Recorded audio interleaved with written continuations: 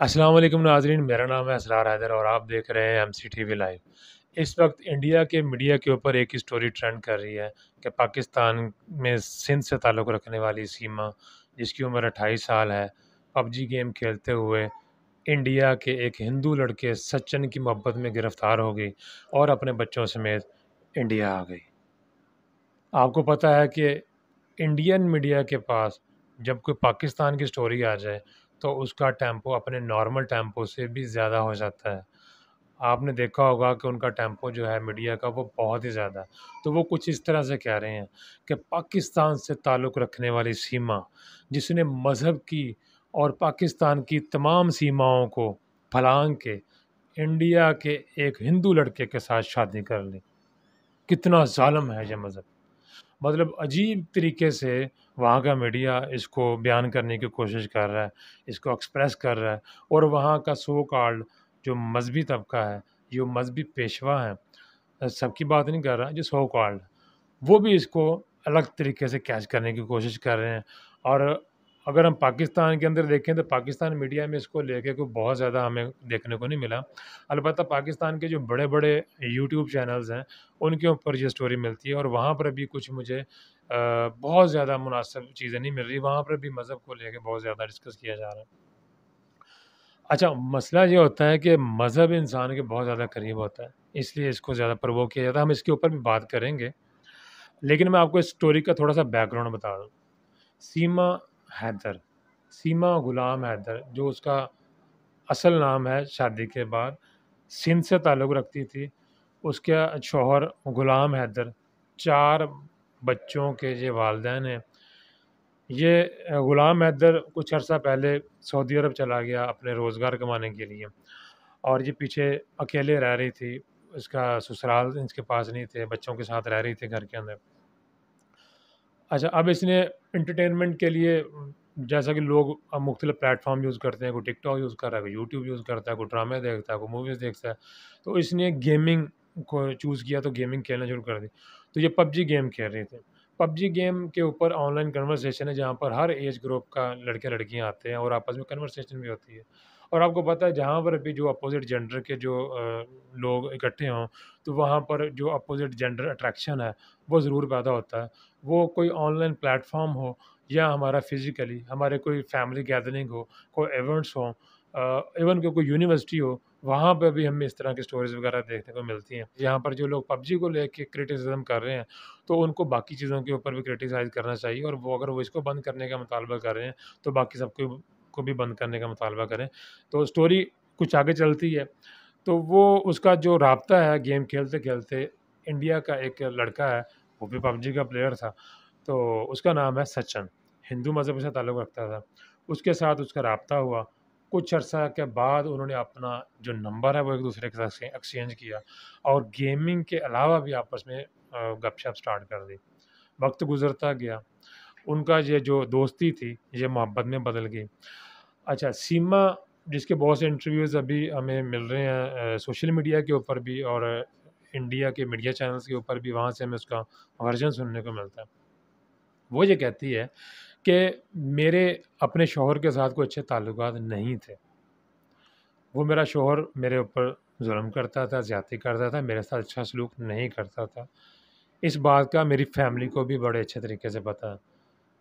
एक दफ़ा मेरे वालिद साहब जो हैं वो भी इसके अंदर इन्वॉल्व हुए, उन्होंने भी हमारी सुलह करवाई। इसने एक दफ़ा झगड़ते हुए मेरी आँखों के अंदर मिर्चें भी डाल दी। मैंने इससे तलाक का मुतालबा भी किया और मेरी जो सिस्टर हैं और मुख्तलिफ़ अज़ीज़ व अक़ारब हैं, उन्होंने बीच में आके हमारे इस रिश्ते को कंटिन्यू रखने के लिए कोशिश की। मैंने भी कोशिश की लेकिन ये मुझे चलता हुआ दिखाई नहीं दिया और मेरे वालिद की डेथ हो गई, मेरी वालिदा की डेथ हो गई। अब मेरा एक छोटा भाई, एक छोटी बहन थी। अब मेरे पीछे मेरी फ़ॉलो करने वाला कोई नहीं था, तो अपनी ज़िंदगी के फ़ैसले मैंने खुद लेने थे और मैं इस रिश्ते से बहुत उकता चुकी थी और इससे जान छुड़वाने के जितने तरीके थे, वो सारे मैंने आज़मा लिए और मुझे इससे जान छुड़वा के कहीं पर भी जाने का कोई रास्ता नहीं मिल रहा था, तो मैं बड़ी फ्रस्ट्रेटेड थी। तो मुझे तब तक सचिन के साथ मेरा राब्ता नहीं हुआ था और मैं गेम खेलते हुए जब एक वक़्त में मेरी सचिन के साथ दोस्ती हुई, اور بعد میں مجھے اس سے باتیں کرتے ہوئے وہ اچھا لگا۔ تو ایک وقت گزرتے گزرتے ہم نے یہ فیصلہ کیا کہ ہم ایک ہو جائیں۔ تو اب ہمیں ایک دوسرے کے ساتھ ملنا تھا، تو ہمیں ملنے کے لیے کوئی نہ، چونکہ ہماری ایج بھی تھوڑی تھی، اس کی بھی ایج کم ہے، تو ہمیں نہیں پتہ تھا کہ انڈیا سے پاکستان یا پاکستان سے انڈیا کس طرح سے جایا جا سکتا ہے۔ تو ہم نے اس کے اوپر انفارمیشن اکٹھی کرنی شروع کی، بہت سی، اس سچا نے بھی کی، میں نے بھی کی۔ تو ہمیں پتہ چلا کوئی 1 سال 1.5 سال کے بعد جا کے کہ ہم کس طرح سے ایک دوسرے سے مل سکتے ہیں۔ تو میں نے یہاں پر ہماری کچھ پراپرٹی تھی، وہ خریدی تھی میرے شوہر نے، میں نے اس کو سیل آؤٹ کیا۔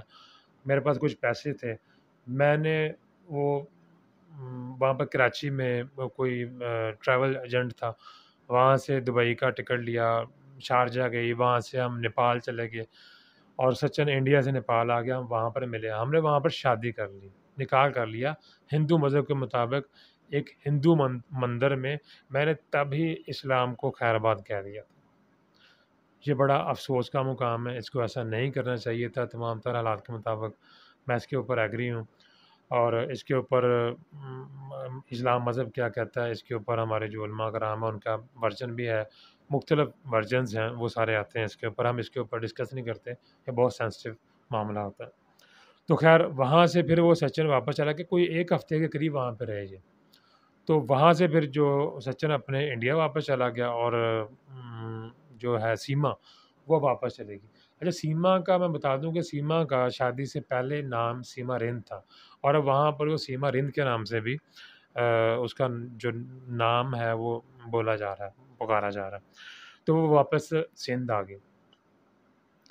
اب پھر کچھ عرصہ گزرا، انہوں نے مطلب ان کے اندر بڑی تھی کہ یار ہم نے دوبارہ ملنا ہے واپس، وقت گزارا انہوں نے۔ اچھا، جب اس سے یہ پوچھا گیا تو جب آپ پہلی دفعہ وہاں سے نکلی ہو تو آپ نے کیا بتایا گھر میں؟ تو کہہ رہی میں نے ان کو یہ بتایا کہ میں یہاں سے لاہور جا رہی ہوں۔ تو مجھ سے جب وہ بات کرتے تھے تو میں سچن کو سائڈ کے اوپر کر کے ان کے اوپر ویڈیو کال بھی کر لیتی تھی، تو انہیں یہی لگتا تھا کہ شاید یہ لاہور میں ہی ہے۔ تو میں خیر واپس گئی، واپس جانے کے بعد ہم نے کچھ عرصے کے بعد پھر یہ طے کیا کہ نہیں ابھی ہم نے ایک ہونا ہے، تو پھر میں نے دوبارہ بچوں کو لیا، ٹکٹ ان کے پہلے سے ہوئے تھے۔ یہ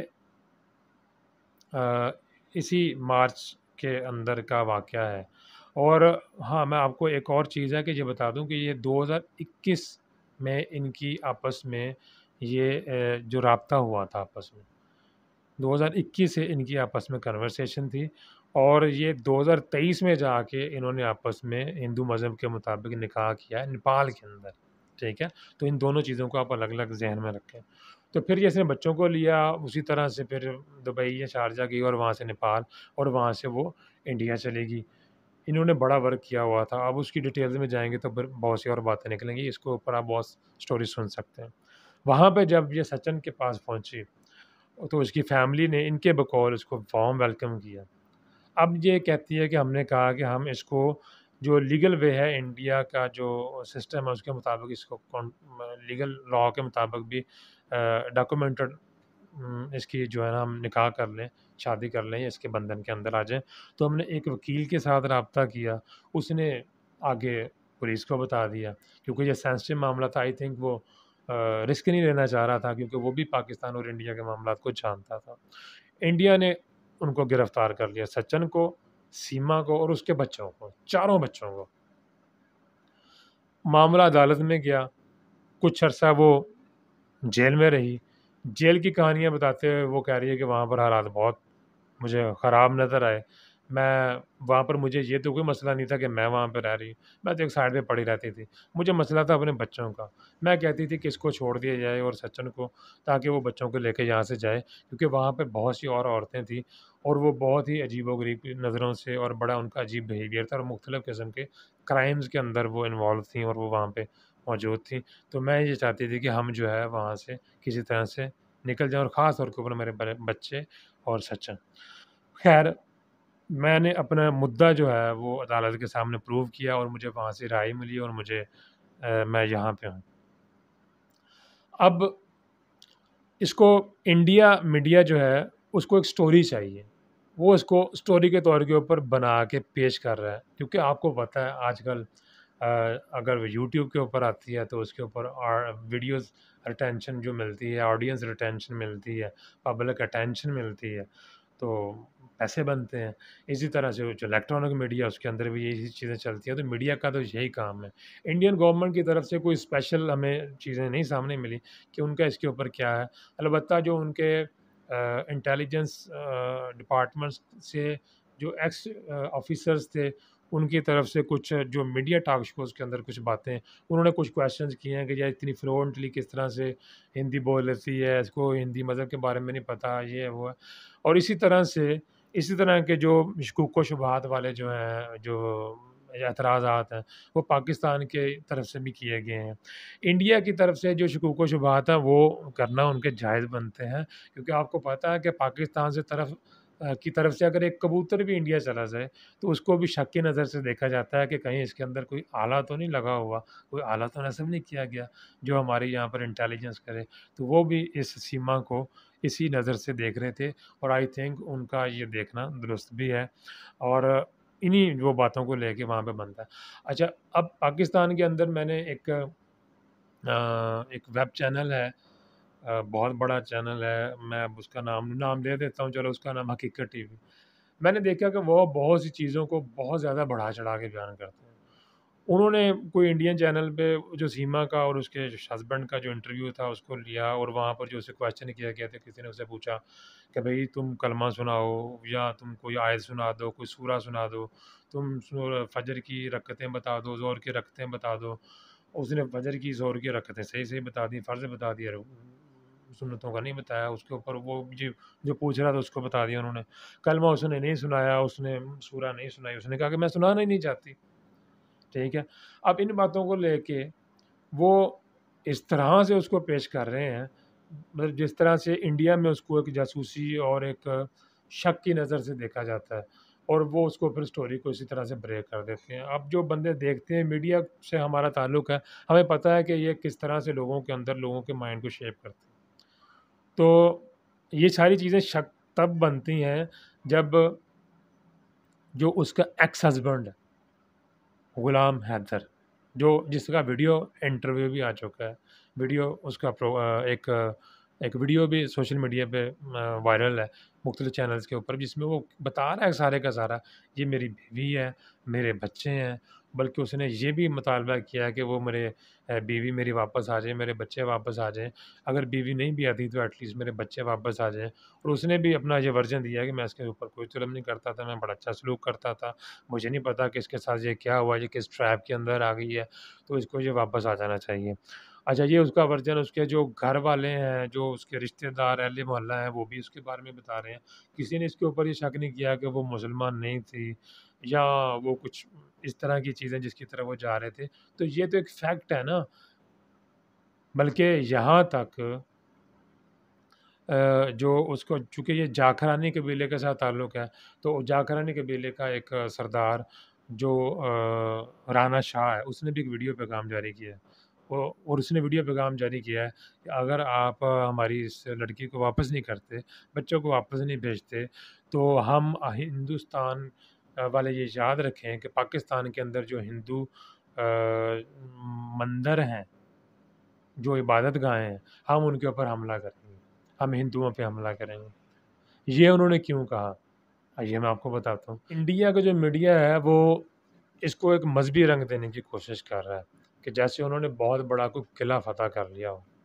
بھائی، انڈیا کے اندر کروڑوں مسلمان رہتے ہیں، ان کو تو آپ کچھ کر نہیں سکے۔ ٹھیک ہے، اب اس کا جو بھائی ہے، سچن کا بھائی ہے، وہ کہہ رہا ہے، اس کا ایک بیان بھی سننے کو ملا کہ جی اگر پاکستان میں اور بھی مسلمان لڑکیاں تو ہم اس کو بھی اسی طرح سے ہندو مذہب میں کنورٹ کر لیں گے، اور اس کے ساتھ ہم اس کو ویلکم کرتے ہیں۔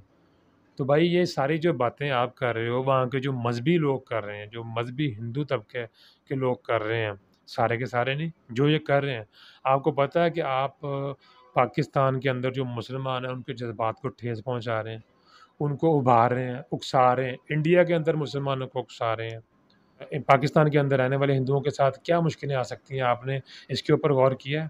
آپ نے نہیں غور کیا، اس لیے آپ اس قسم کے بیانات دے رہے ہیں۔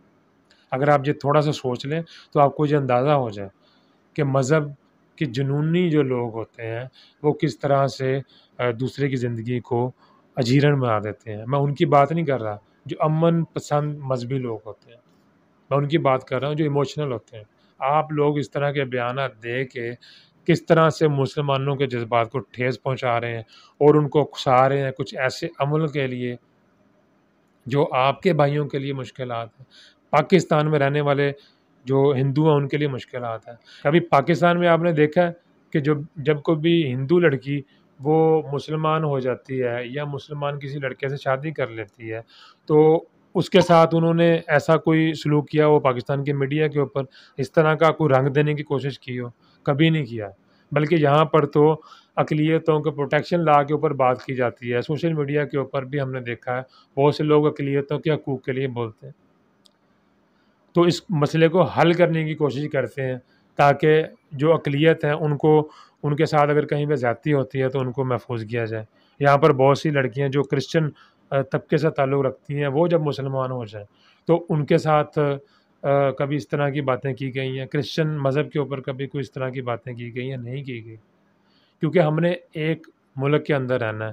آپ نے اور آپ کے ساتھ وہاں پہ جو مسلمان ہیں آپ نے بھی ایک جگہ پہ رہنا ہے. تو آپ اس طرح سے جو مذہبی جذبات ہیں ان کو ابھارنے کی کوشش نہ کریں، ٹھیک ہے؟ اور یہ آپ اس کے اوپر کچھ اسٹیٹمنٹس اس طرح کی نہ دیں جس سے تناؤ میں مزید اضافہ ہو، پاک بھارت تناؤ کے اندر مزید اضافہ ہو. اس کے اندر مزید کوئی ڈیولپمنٹس ہوں گی، مزید کوئی باتیں ہوں گی تو وہ بھی ہم آپ کے ساتھ شیئر کریں گے.